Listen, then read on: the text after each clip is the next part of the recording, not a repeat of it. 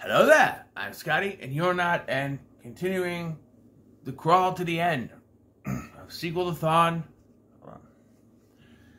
We're on G.I. Joe Retaliation, a movie that, when I first watched it, I was really pissed off. And that was, I've learned some things about the production of this movie that changed a little bit, but I still have my opinions.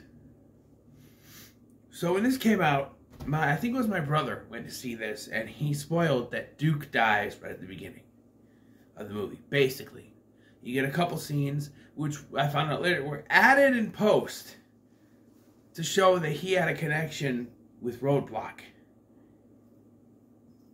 That makes it worse in my opinion, because if he just gets killed on their first official mission in this film, instead of, you have that one thing that shows that Joe is in action and introduces our new characters, Lady J, Flint, and Mouse, even though Mouse dies, spoiler alert,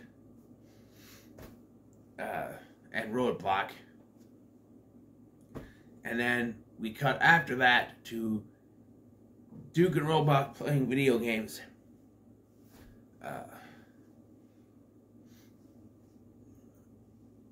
And we get to know him, and then we get some dialogue between them that shows that they're friends, best friends. Even though Roadblock wasn't in the first one, but who knows. And his best friend was Ripcord, but okay. Marlon Wayans is not in this movie, which is another thing I was mad about. They just swept under the rug. The characters from the first film are gone. Like, all the characters. Adwale Akanoe Akbaji's character, the French guy, his name was Rat or something. Marlon Wayans is gone. Scarlett is gone. Even Hawk, the fucking leader of the Joes, the general in charge, gone. Why? Don't know. Maybe Dennis Quaid couldn't be bothered. Even Brendan Fraser is gone. Then again, this is not directed by Stephen Sommers, so I don't know. Literally, the only 4 cast members that come back: Channing Tatum as Duke for like 10 minutes, Ray Park as Snake Eyes, Byung Lee, I believe is his name, Byung Hun Lee as Storm Shadow, and you have Jonathan Pryce playing the President of the United States / Zartan, and you get a quick appearance of, like, through CGI means, of Arnold Vosloo as Zartan, which, honestly, Arnold Vosloo shouldn't be upset of being CGI as he was in the Mummy movies, but yeah, that's pretty much it. We get new character additions with Flint, played by DJ Catrona, Lady J, played by Adrienne Palicki, Roadblock, played by The Rock, the Dwayne Johnson, Firefly, played by Ray Stevenson. They recast the role of Cobra Commander, and they also recast Destro and then killed him off or leave him in a prison thing. I don't know. Walton Goggins has a small role as like a sort of warden of this prison where they are holding Cobra Commander. And of course, Bruce Willis plays Joe. And the reason, Joel Colton, General Joel Colton, who is the Joes, why they're named Joes. And I'm assuming if they made a third one, he would be the new general taking Hawk's place, but I don't know.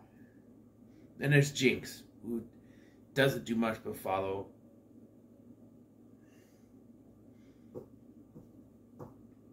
Snake Eyes around. Okay, so back to the topic at hand with Duke. He's killed off maybe 10 minutes into this film, and it pissed me off then.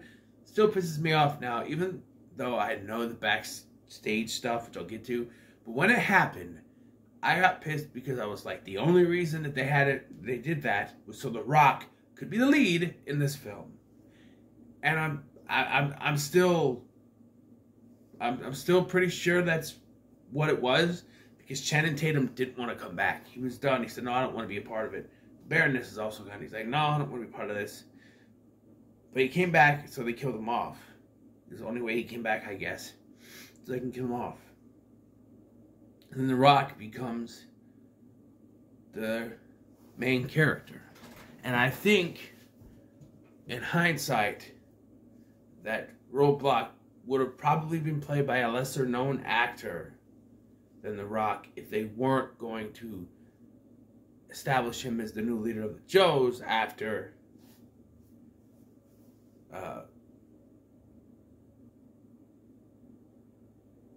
remember his name. I'm looking right. Duke's death. Name.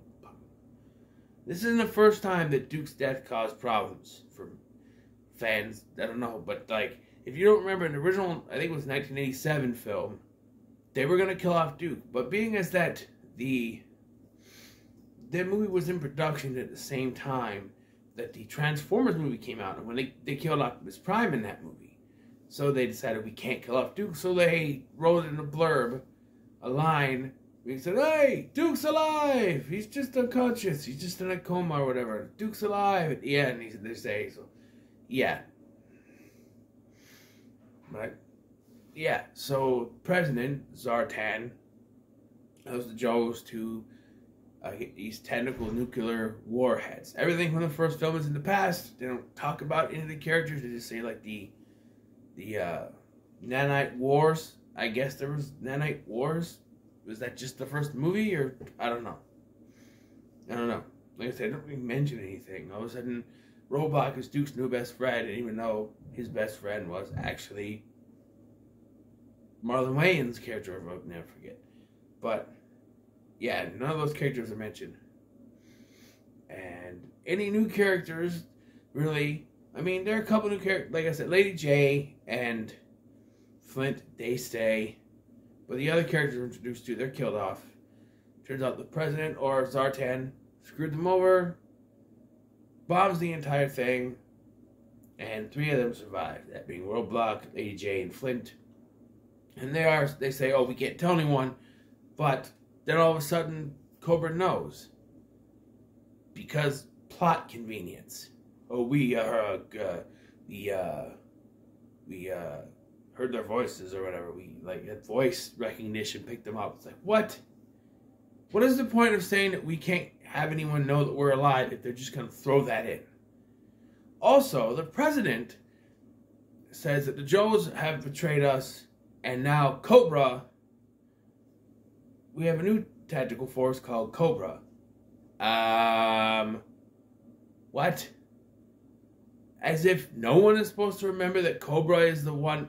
Like, people know that Cobra was behind, especially, if not the public, the government officials know that Cobra is behind. Yes, I know that by now he's kind of had his own men put in a Secret Service agents or whatever, but it just doesn't make any sense to me. Like, oh, Cobra's going to be protected. They know that the Cobra are terrorists. Why would they have their fucking leader locked up in a top secret base. Why would they think his name is Cobra Commander? They publicly say that. They publicly say the terrorists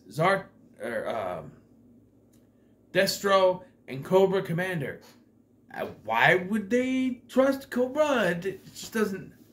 I think the president might be wacko jacko here. I don't know. So they go to the hood where we get a cameo from D. Ray Davis, and then that leads them to Joe Colton, General Joe Colton, who takes them with a bunch of old timers to take down Cobra. There's also a subplot with Snake Eyes and Jinx getting Storm Shadow after he breaks in and to the high security prison and frees Cobra Commander Destro. I don't know. There's a bunch of things like why Destro wasn't in this. Say that Chris Eccleston couldn't come back because of his commitments to Thor: The Dark World. I understand that, but you recast everyone else, so why you should recast him? That makes no sense to me. But moving on. And then it's revealed that Storm Shadow didn't kill the Blind Master. No, it was Zartan in disguise. What? Apparently, was it Zartan killed the Blind Master and then dressed up as the Blind Master, I think it was, and the Storm Shadow pretended to kill him, but he still wanted to kill the Blind Master. Was no, because I don't know. And then they're like, oh, Storm Shadow is gonna help us. It's like, wait, even if you believe he didn't kill the Blind Master, he still wanted to. And also, he assassinated the guy at the beginning, the Prime Minister of the Arabs or whatever. I don't know. Afghanistan? Prime Minister of Afghanistan? I don't know what it was. And you're going to trust him. Okay. Sort of do, even though he should actually be dead at this point because he died in the first one. I don't know. But of course, the Joes win with explosions. And I will say, some of the explosion fighting stuff in this is pretty good. The movie overall is decent. I'm going to give it in the middle of the road. Right here, right now, I'm going to say that. It's decent. It's got some good action stuff. But I'm going to pop in the first one before I watch this one again. I'm sorry. It just doesn't do it for me. There's some decent acting. Some of Bruce Willis was still throwing out. I can't diminish his performance because I don't know how much of the performances in his later films had to do with his brain thing, or if he just didn't care and was trying to collect a paycheck. I mean, he did a whole bunch of movies in a year. Nicolas Cage does the same thing, and Nicolas Cage is 110%. But again, Nicolas Cage doesn't have a brain problem legally, officially, that we know of. But yeah, this is middle of the road. So we are now to 3 movies left in my Sequel-A-Thon. And we're going back to the 80s one more time for this next film. A sequel to a film with Michael J. Fox. The sequel doesn't have Michael J. Fox. It has Jason Bateman in it. And it's a inferior sequel to the original. Let's just say. And this one doesn't end with a guy walking down the bleachers with his pants down either, or a woman, whatever it was. But yeah. So what are your thoughts on G.I. Joe Retaliation? Let me know in the comments below. Make sure to like, share, and subscribe.